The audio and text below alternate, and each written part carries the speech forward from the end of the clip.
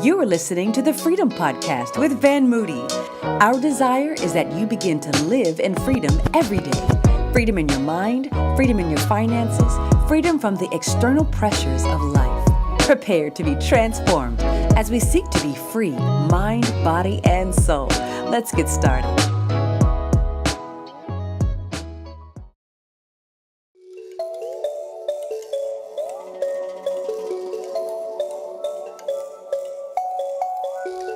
Hi friends, welcome to another episode of The Fellowship. On today's episode, we're going to tackle the difficult topic of manhood and racism. Now in Acts chapter 10, there is a very significant encounter that the disciple Peter has with a man named Cornelius, but there's a very interesting backstory behind their connection. Peter's given this vision from God to go to Cornelius's house and to minister to them about Jesus Christ, because Cornelius and his entire family are ready to receive salvation. But Peter doesn't want to go. He doesn't want to go, doesn't in fact want to have anything to do with Cornelius, because Cornelius and his family are Gentiles and Peter is a Jew. Believe it or not, even during the Bible days, there were issues of race or racism and even ethnic difference. And so Peter at first puts up a fuss and a fight with God and says, I don't want to do it. I don't want to be around anything that is unclean, because Gentiles were considered unclean according to Jewish standards. But God says something to Peter that's important for the early church and even important for us today. He says to Peter that he doesn't play favorites, that he accepts everyone from every nation who believes. That's a significant truth that even applies to today, because race is not real. You heard me. The concept of race as we know it and use it is actually not real. Race is an artificial construct, and what I mean by that is that it was simply made up. And likewise, our understanding of race and the ideologies around it were all made up. Often I think about the words of the late Senator Daniel Patrick Moynihan, who once said, "Everyone is entitled to his own opinion, but not to his own facts." That's significant because the fact is, distinction and differences based on race are not real. The entire concept of race is made up. Race as a biological and scientific concept is simply not real. As a matter of fact, in 1950, an international panel of anthropologists, geneticists, sociologists, and even psychologists all declared that race was not a biological reality, but instead, they declared it was a myth. And decades later, around June of 2000, the White House made a momentous announcement that leading scientists had completed the art of mapping the human genome. They cracked the code of DNA. And at that event, one of those scientists, Craig Venter, who was the supervisor over this project of mapping the human genome, actually said this. He said that the concept of race has no genetic or even scientific basis. He went on to explain that as his team were mapping the human genome, that they could not tell from looking at DNA if a person was Hispanic, Asian, Caucasian, or even African American. And since then, so much more research has come out that has all affirmed this same conclusion. 99.9% of our DNA is the same. This is why historians, scientists, and even the Bible all agree that we all came from the same place. Now, over time, it's called in the Bible the Table of Nations. As groups and descendants of Noah began to spread out, people began to migrate to different parts of the world and to different climates. And that's how we got that 0.1% difference. The impact of the sun's ultraviolet rays varies by region and climate. And so if your ancestors settled in a warmer region that got more sun, they got more melanin in their skin, and ultimately their skin tone was darker. That's how over time we all ended up with different skin tones.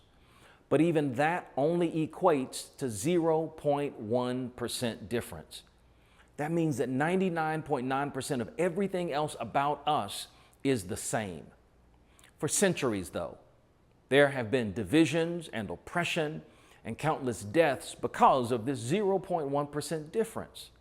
So, the question then is this: is scientifically, biologically, genetically, and anthropologically, we are all the same, then where did this concept of race come from? These made-up classifications of race didn't even exist until the 1600s. Prior to that, there was actually no such thing as race. Racial classifications were created to simply draw a delineation between those in power and those in servitude. See, race is not real, but the entire reason why these classifications of race were made up was to determine those who were superior and those that were considered inferior. Race was created and it was constructed to identify one group to be better than and another group to be less than. So then, how do we get from race to racism? Well, in order to answer that question, we all have to start by acknowledging that we all have some racial prejudices. No matter what our race or our color or our background, we all have some distorted and unsubstantiated opinions and even stereotypical beliefs about other racial and ethnic groups.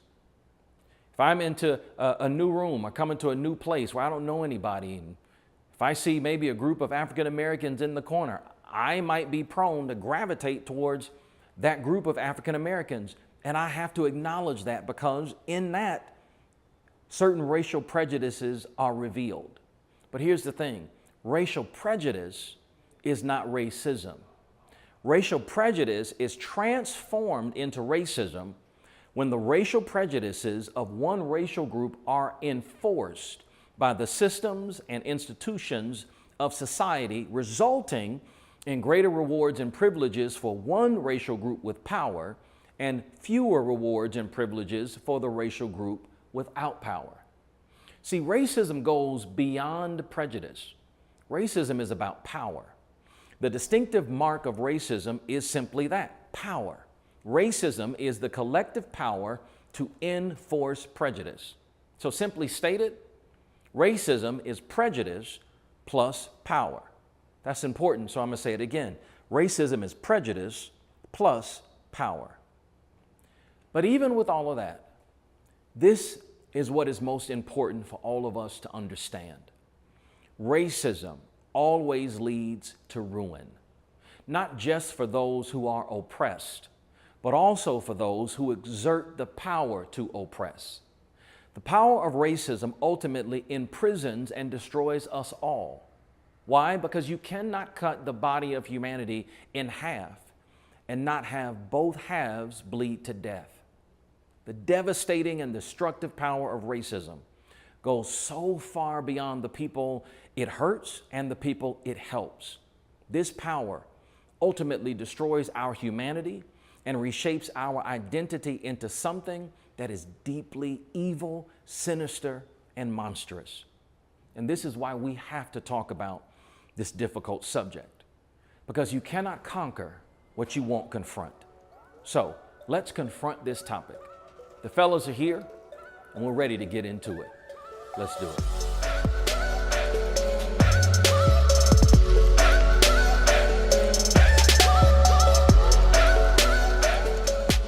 All right, fellas, this is a big topic, and I know all of us have been personally impacted by this, particularly as African-American men. And so I'm excited for us to jump into it. I'm also excited to have Dr. Ulmer here with us. Now, Dr. Ulmer is, I think, really important that you're here for a number of reasons. You've written an incredible book called Walls Can Fall, and you tackle this whole subject of racism and racial reconciliation. But then you're the OG. And so I think, but I think about the fact that people have said that the times we're living in are very much like a reboot of the 1960s. And you've lived through the 1960s and this era. And so when you start talking about, as an African-American man, the impact of race and racism, what has that been like for you? You know, I think there's a similarity, but from my perspective, there's a major difference, and that is, in the 60s, black and white, you know, I got that, and I remember driving here. Wow. From East St. Louis to here, every other summer. My dad was from here, from Kahala, and grew up here. My relatives on 6th Avenue North. Wow. So, but I remember driving down here in the summer, and I remember my sister got locked in a bathroom in Kentucky that said white only, and I remember the white man freaking out, trying to get her out of there before some white people came and saw a nigga coming out of the. Can I say that on this? Yeah, you can say it. You can say it. That's what they said. but I have this memory on my mind of my sister getting locked in this bathroom at a service station, and the frantic response and fear of this white guy who owned it, trying to get her out of there before some white people came and watched her and saw this little black girl coming out.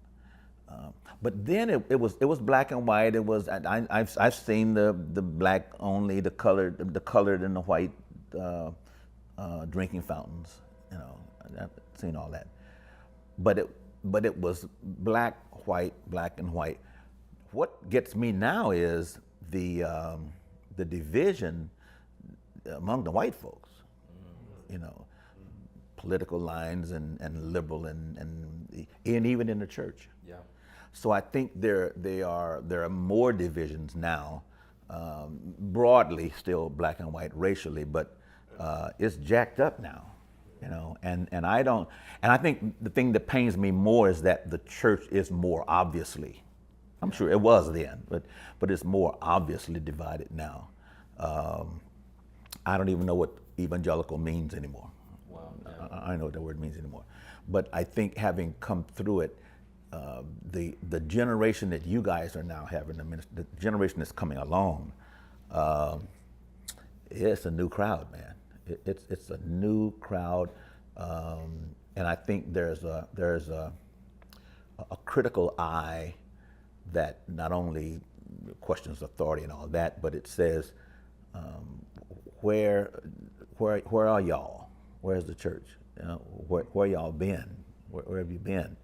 And how did you contribute to this? How were you not involved in the conversations? And when you were involved, what did you say? And I think we didn't ask those kind of questions. So we went to our church on our side of town, and they went to church on their side of town, and usually never the twain shall meet. I went to a predominantly white high school, and so that was kind of my interest there. But I remember my high school counselor. I wanted to go to University of Illinois, and my high school counselor said, "You can't go there."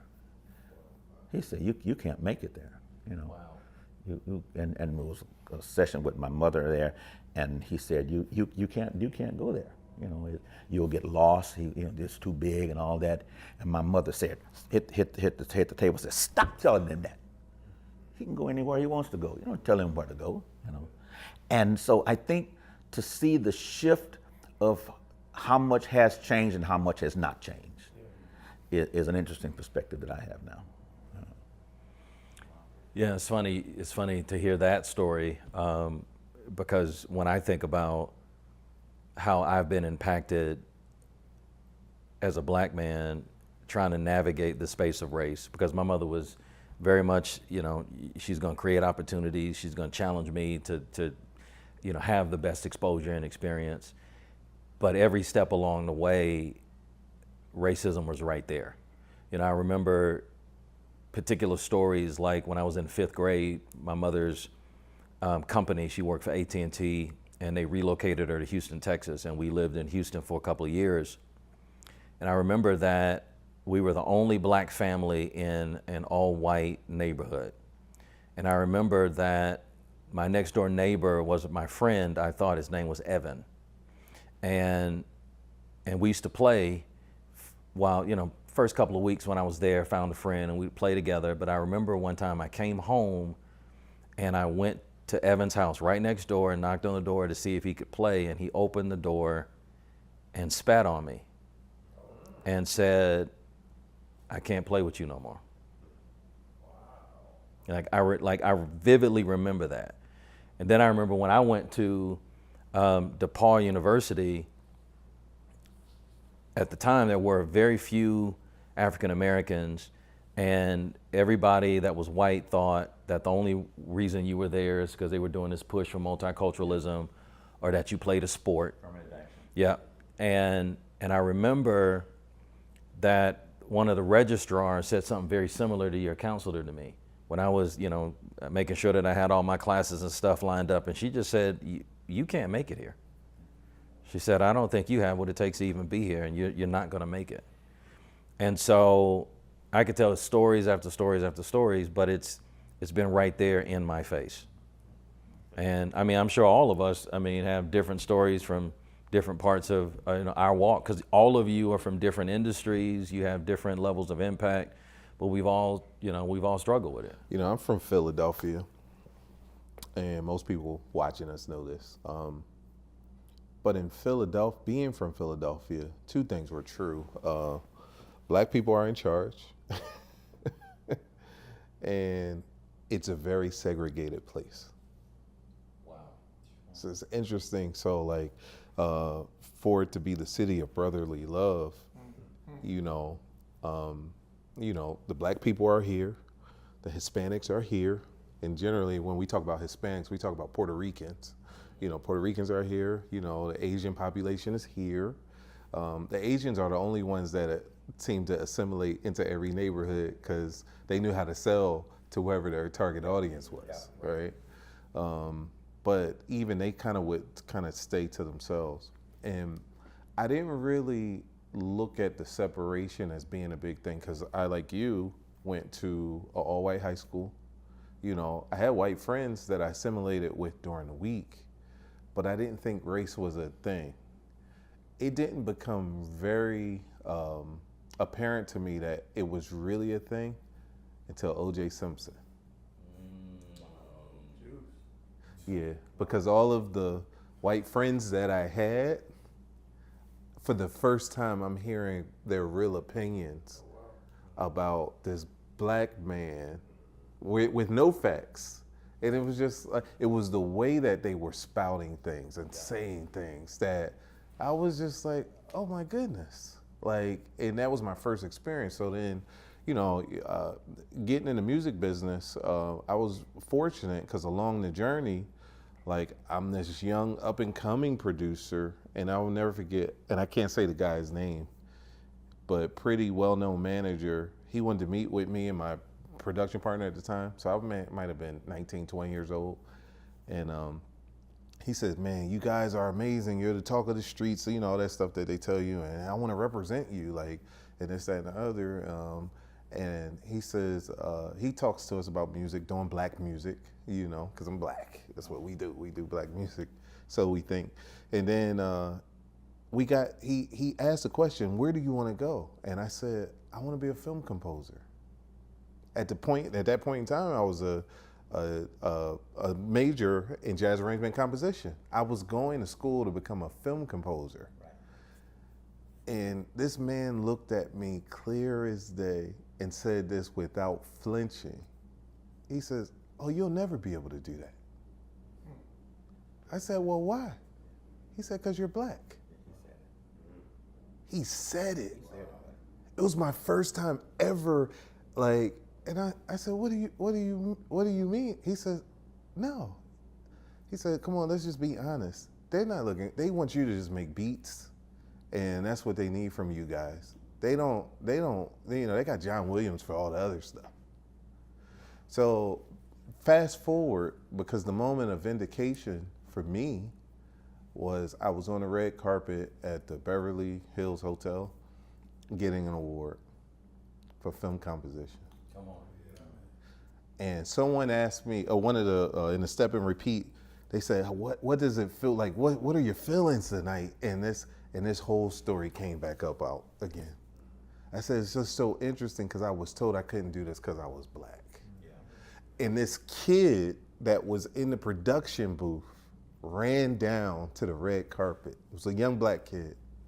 He said, Mr. Jones, I just wanted to meet you. I want to get in the film, and I've been told the same thing. I was like, here's my number. And I've talked to him, and now he's composing, he's went off and is doing this thing. But it's just that whole thing. And I think the way to deal with it, the vindication, for me, I think at the moment that the man that shall remain nameless, the way it made me feel is, it didn't even make me feel low, but it made me extremely angry. You know, so and that's one of the few experiences where I felt like, man, I didn't even have the wherewithal to combat anything that he was saying, because I'm like, yeah, this is just, you know, because like the way we're processing in his life, this is a white world and these white systems and these white things. But now I got The Greatest Showman, and I got the New Edition movie, and I got, you know, I worked with John Singleton, who was a black director, but told me that, no, I don't hire you because you're black. He says, I hire you because you know what you're doing, you know, and we were able to overcome that, because he had to overcome that too. So he understood. Absolutely. I mean, if you guys, any stories come to mind when you think about just your experiences having to traverse, you know, all of the pit holes and potholes that come with being black in America, particularly being a black man, and to have succeeded the way that all of you all have?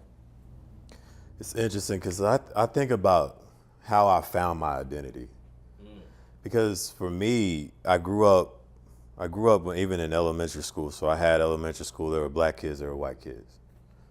In 5th grade, my parents made the decision to put me into a private school, predominantly white private school. I was one of 3 African Americans, 3 black kids in my entire grade.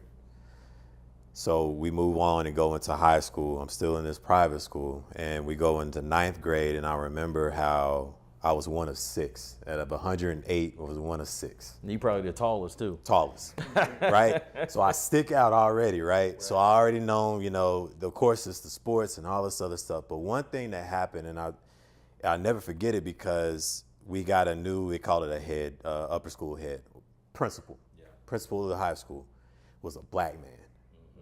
And for that year that we came into high school, we had a black man as a principal. And it was like, whoa, right? Because I didn't have any teachers that were black. None of my teachers were black. I had one who was a PE coach, which of course, if you're gonna let one, you're gonna put him in PE, right? So that was it. And he wasn't even there, but like 2 years of my time there. So we had one as this black coach and a black principal. And it was amazing because all of a sudden we had this identity now. It was like we could see him walking down, and we used to just throw our fist up like this, right? And if we say, hey, black power, you know, like that, like we didn't know that. All right. But we used to say that, but it just felt good just to even see that. And we didn't realize that we were like modeling what we were looking at, because it felt good to just see that. But then I fast forward and I get to college, and I've gone to another predominantly white institution, got there, and used to say, oh man, you on the basketball, you must play basketball, you must play football, you must play basketball. And I used to think, oh, it has to do with what I look, you know, because I wanted to play basketball, wanted to work out and all of this. And then it kept happening, and it kept happening, and it kept happening. And I started realizing, oh, this ain't because of what I look like. It is because of what I look like, but it's not because of my physique. It's because of my skin color. Because if I was at this school, of course I'm there on scholarship. Of course I'm there to play ball. Of course I'm there to dribble or to pass or something. So I started to realize like my identity and how that was still being shaped as a black man in these white institutions. It was just like, okay, who am I? So I had to ask I really have to look at that and say, okay, you don't always feel black enough to be in this area. You definitely don't feel white enough to fit in this area. So then who are you? Yeah, I think that it's funny you say that, because the perfect segue from that is like right now, like raising my daughter in a very, affluent community. I realized that in education that a black kid is cute until he turns 13, until he's a teenager in a white community, then he becomes a threat, and I remember all these different programs that we put on and different organizations that we may all belong to that do outreach, You know, we do more outreach in the inner city because we feel like that's more of the area that needs it, that requires it. But that, you know, that Aaron is the kid that's left out, that middle class black kid is left out because there's nothing there for him. So he's at a predominantly white school and he doesn't fit in. He can't go to a predominantly black school and fit in. So he's left in the gray area on both sides, you know, and I think that, you know, when working with students, you know, and working with so many different individuals and seeing them grow up through that process have really made me think about my daughter. And so like my background, I grew up in Atlanta. And honestly, like I remember when I was younger, grew up on the west side, I ended up going, in Atlanta we have a program called Minority to Majority, the M&M program. And so the M&M program will take minorities and take them to majority high school. So you had to get up super early, catch the bus, and go to a school, right.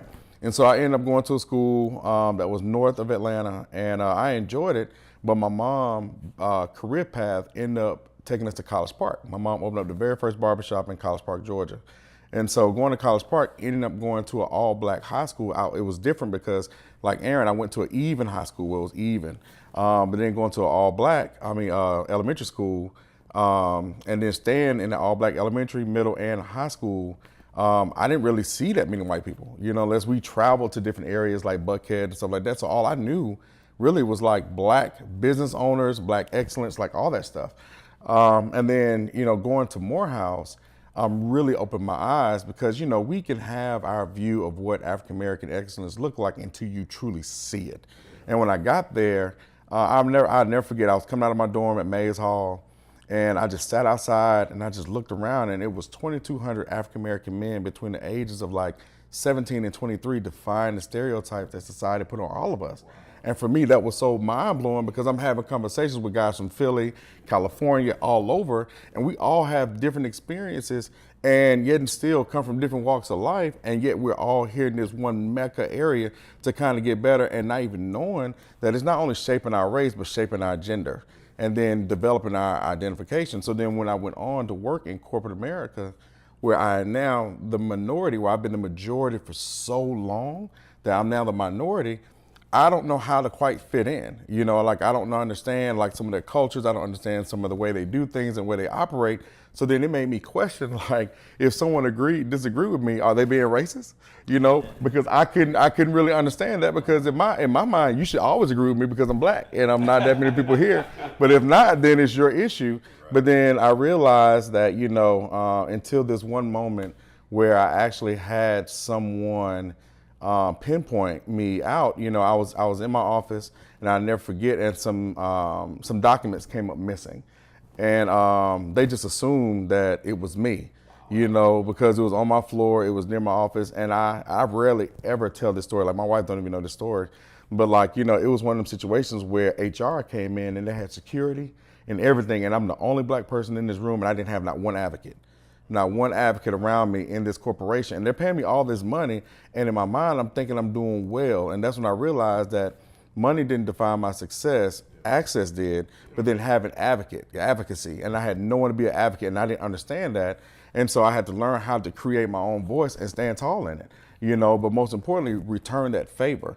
And so now, you know, I am a true advocate, not only just for, you know, African Americans, but just individuals who feel like they don't have a voice in certain scenarios. And that may be that white kid who grew up in a black high school that doesn't have a voice, and vice versa, you know. So when I see a younger version of Aaron, you know, I want to wrap my arms around him because what they just went through, their generation with our previous president, you know, that's going to shape their future and how they view different things. And race relations was so high that it's almost parallel, minus the visible lynchings, as Doc, you know. And it's hard watching my daughter, you know, grow up in this environment and having to always let her know that she's good enough and that she's great. Absolutely. And then, you know, that she's loved. I think it frightens me, and here again, this is the long view. One of the things that still frightens me is the reality of the assumptions. Like you said, it was just assumed that you, and I'm saying, you know, in these last and evil days, we've come this far. Surely give us the benefit of the doubt. You know, a couple of years ago, I was speaking at a conference in Dallas, and you know, Dr. So-and-so, it's me, you know. And they sent a limousine to pick me up, and the conference was at the Fairmont Hotel. Fairmont has like a Circle Drive, okay, and so the limousine drives up, and here I am, special guest, keynote speaking, everything, you know, and I got out of the limo, and they're waiting to get my luggage and everything, and a white lady drives up in a Mercedes, drives up right behind there and gets out of her car. She must be late, gets out, tosses me her keys, said, "Take care of my car, boy." I'm saying, I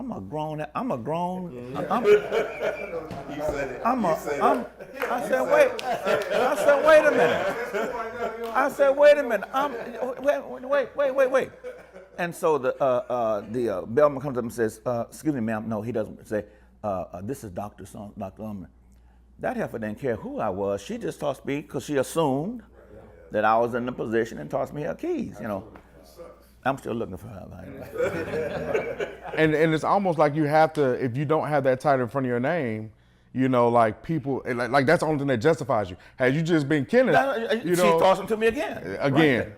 And I think that's one of the things that, again, on the long view, it's like, are we still doing that?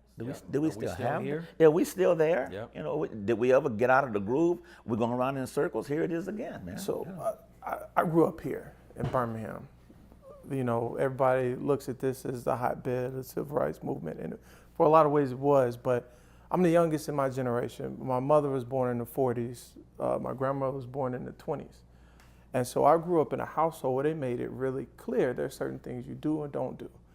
And there's certain, almost like it was black codes, as a matter of fact. Like, you know, so, you know, don't talk to white girls. You know, I grew up in a neighborhood in a school that was still, you know, probably about 60% white, 40% black.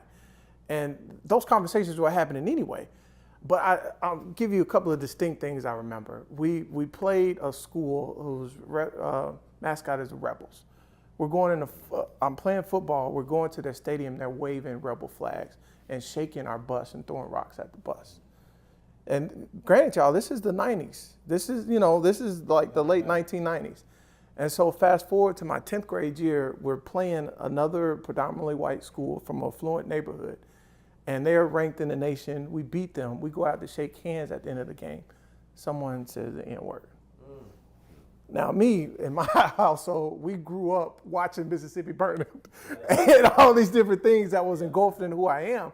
And so it's almost like I just saw red, like I was waiting on somebody to say that to me in my face. And it ended up with a physical altercation, one that made the news and could have cost me my football scholarship later on. But, you know, I fast forward into finishing Morehouse and, you know, playing sports and stuff there. And I joined the organization, and I don't think they will mind me naming it Teach for America. And I remember they had diversity training. I remember I was one of, you know, maybe a handful of black men that had decided to go into a career in education. And they show a video, and it's funny because they have an angry black man. And so I'm looking at this video, everybody looking at me like, "So Ruben, what do you think?" And I'm like, "Am I supposed to be the representative for all black?" Yeah, I was. And then people started feeling more and more comfortable, and it's like, when we look at you, we just didn't assume you would be this articulate. I was like, well, what does that mean? Right? Yeah, well, explain that to me. What does that mean? Right. And so I got that all the way through my professional career and some of the things that you are talking about, because I'm an educator. And when I first started, people assumed I was the PE teacher. I remember my very first principal job. All the parents come, "Oh, you must be the gym teacher." No, actually, I'm the principal. And it was to the point, I had to wear a suit. I wore a suit to work every day, bow tie sometimes, just so that I could command the respect that my title at the time deserved, because people made assumptions about who I was. And, you know, I had a mentor, you know, an advocate that said, "Listen, you got to always dress for the job you want to have, because you see these white people coming in here in jeans to me, you can't do that." And so those things are always at the forefront of my mind, and that led me to where I am today and starting a school to train pilots. And I had to ask myself, because, you know, once upon a time I wanted to be a pilot. I got to high school, all that stuff was nixed. They said you can go to the military. That's your only option. I never wanted to go to the military, but I still wanted to be a pilot. And so I started doing my homework, and I realized 93% of the people in aerospace and aviation, period, are white males. 93%. So that leaves about 7% of people of color. So you've narrowed that all the way down. You talk about black men, even black females. Black females is less than 1% of pilots. And you talk to people who are our age that are pilots, and most of them did have to go through the military, but they will already assume that you can't fly because you're black. Yeah. Or if you are, you can only fly helicopters, you can't fly planes. And we're still dealing with that. Of course, if you talk to the Deltas, the Americans, the Southwest, yes, they want to diversify the cockpit, but how did it get this bad? You want to know why? Because of how much they get paid. We're talking 6-figure incomes, generational wealth that it's not by accident that black people haven't had access to these types of careers. But even in opening this school, I'll never forget there was an alum, and I won't give the university, it just kept blowing my calendar up. Can I sit down with you? And I was like, sure, what do you want to talk about? He's like, who's helping you? I'm like, what do you mean who's helping me? It's like, how are you able to do this? I'm like, what do you mean? I was real confused, but it was an older white man that assumed that there was a white person behind this, that it wasn't me that came up with this concept and has the qualifications to train. That's why when I got my Part 107, the FAA commercial drone pilot's license, I ran home to show my kids. Yeah. Because I didn't meet a black pilot till I was over 30 years old. And I've yet to meet a black female pilot in person, and I'm in the industry. Wow.